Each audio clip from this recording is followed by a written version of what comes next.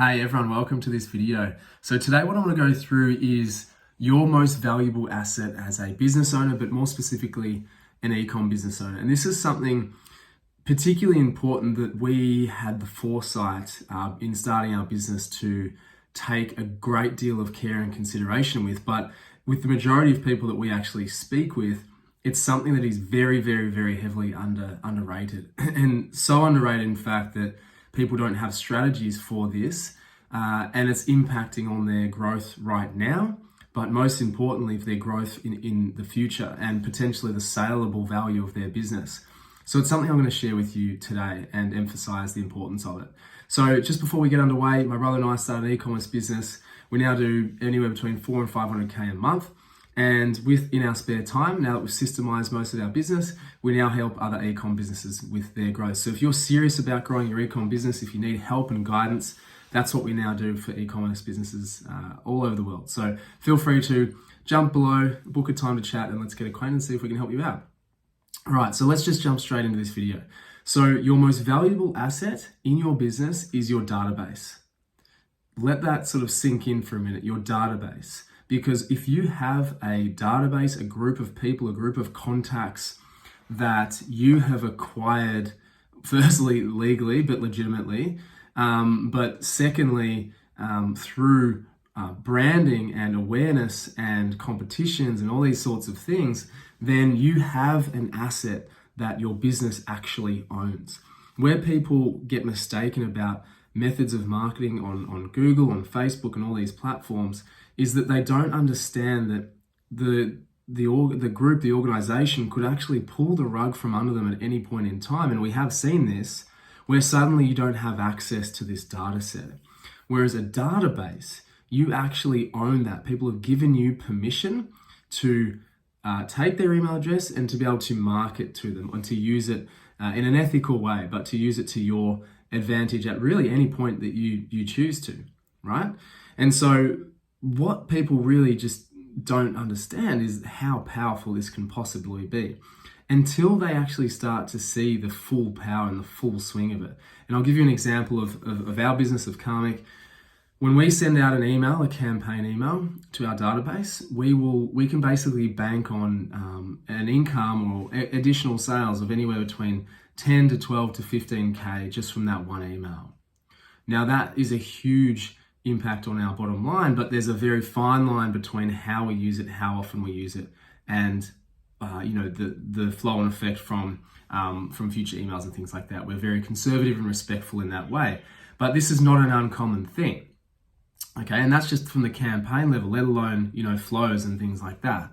And so I want to give you some strategies, some methods to acquire more email addresses so that you can use this asset from day one. I think that's probably the most important thing, is prioritize this from day one. As much as you prioritize getting sales in the door, you must prioritize acquiring and building your database. Okay, because it's, as I say, it's for now, but more so for future revenue drive and sale drivers. Okay, so a really good thing, or a really obvious thing firstly to start out with is on your website, having a sign up form. Okay, this one is used quite heavily. You'll see it's pretty common practice to either have a pop-up or a screen down the bottom that says sign up for VIP offers or first purchase a discount. That's an obvious way, but a really great way to be able to build your database. Okay, by giving something away for free, people are really willing to give their email address away. At Karmic, we originally started with a pop-up, but to be honest with you, it actually got in people's ways, and we found that it impacted on our customer experience and the fact that we don't actually offer full-time first purchaser discounts unless it's upon request, which we then basically always say yes. Okay, so we actually do have it down the bottom where it's sign up to our newsletter for information and training and things like that. So we do actually use it, but it's at the bottom. So the website is the obvious one. The second method, which we find really valuable and really effective, is competitions. So getting people to actually opt in, using their email address to put their name in the draw for an actual competition to win something. People, again, are very willing to throw their email address into the ring to win something for free.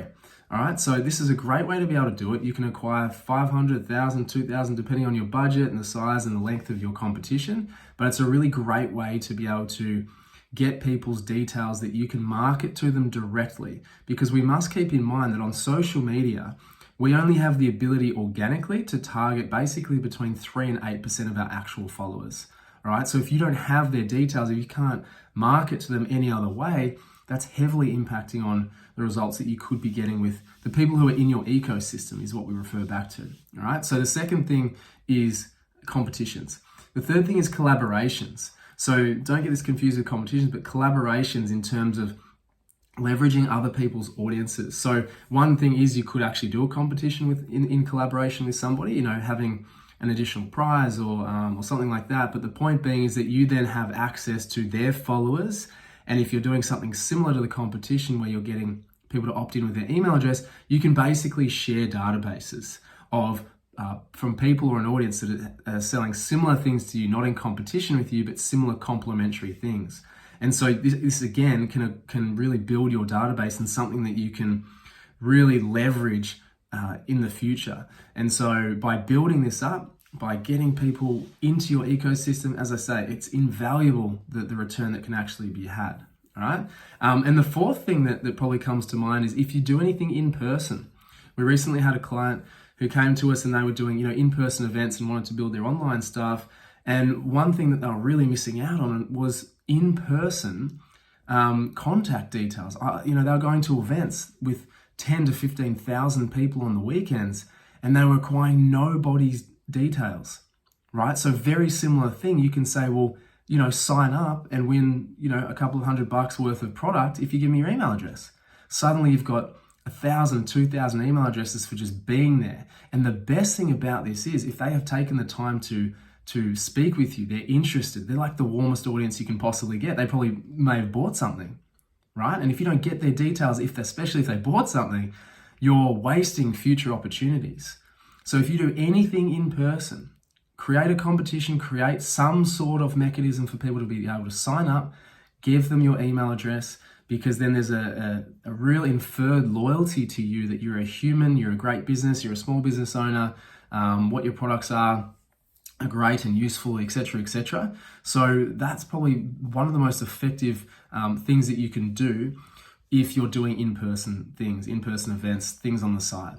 So as I say, I can't stress enough the importance of actually building up a data set. It is your most valuable asset.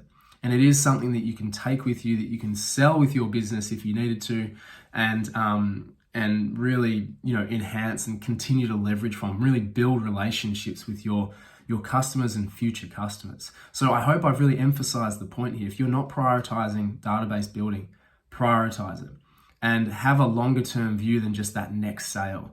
Because I can tell you for a fact, the businesses that are failing at the moment are ones that are looking for short-term wins and aren't nurturing and warming up audiences for the longer term plays.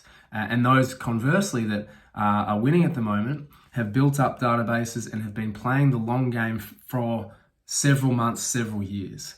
Okay, so keep that in mind. I really hope that this information helps you and helps you rethink how you strategically market to your business and your future customers. So I hope that helps. Any questions, let me know, but I'll see you in the next one. Thanks.